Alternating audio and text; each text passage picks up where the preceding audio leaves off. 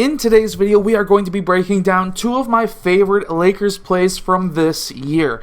Let's get down and let's check out these basketball plays that you could even run with your basketball team. Okay, so what we're going to start with is players in the corners, and then we're also going to have one player who is going to be out closer towards this wing with a player in the high post, and obviously your ball handler coming down to the left side of the point. From there, what we're going to have is the player who is on this corner. What's going to happen is he's going to be cutting up and then setting a screen for your ball handler. At the other time, the player from this wing or the right side of the point is going to cut across the key. Now, there's a couple of different options that we do have here. So, if you wanted to run an isolation down in this corner, you could. Otherwise, he needs to get out of that key. The player who was setting the initial screen for your ball handler is now going to be coming off of that screen and using that high post player as a screen. After that screen happens, that player is then going to go and either pop out towards the right side of the point or towards that right wing, and he could take that three-point shot. Or the other option that he does have is for him to cut towards the basket or drive towards the basket, especially if this was a very strong screen, there was no hedge.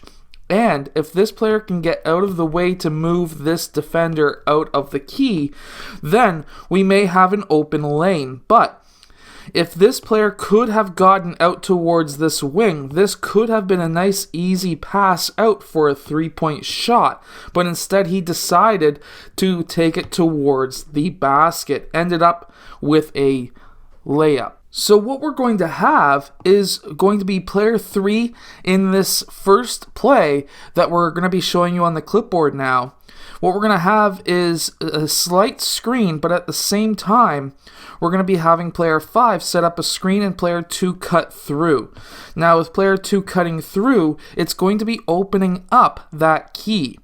Player 3 is going to be using player 5 as a screen, and now player 3 could drift out towards this side. This could be a skip pass for a 3, or he can curl in. This could be a pass down the middle, but this would be very hard to get a pass through.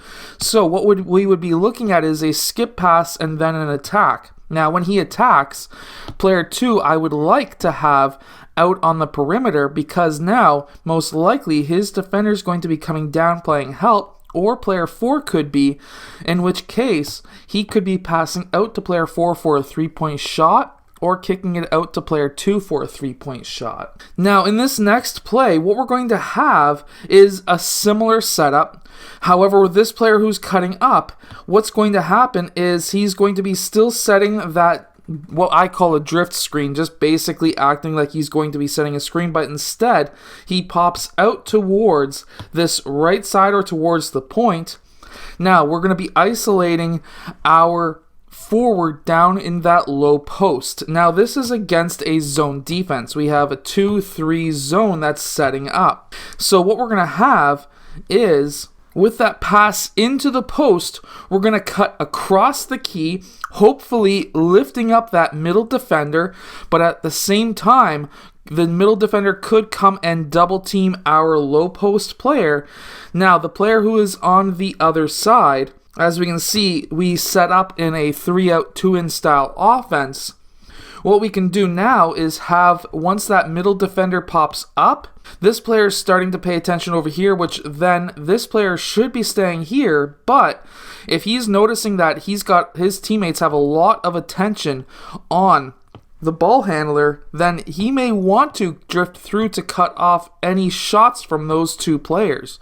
But the issue here is we have what looks to be Montrezl Harrell, who's cutting behind the backboard, who is going to be wide open for that layup. So what we're going to have is player 5 trying to post up player 3. Now what's going to happen is, what we're going to see now is player 1 needs to get that ball into player 5, and player 1 needs to cut across the key. What that's going to do is lift up player 5. Either player 5 is going to be covering player 1's cut, or he's going to go and try and double team player 5 because this is usually a mismatch. If player 4 does not move down in time to cut off this pass, what we need to see is player 4 getting that ball for an easy layup. This is a very, very lucrative basketball play that you could run with your team. I hope that these 2 plays help your team win more games. If it does, hit that like button and subscribe, and I'll see you guys again next time.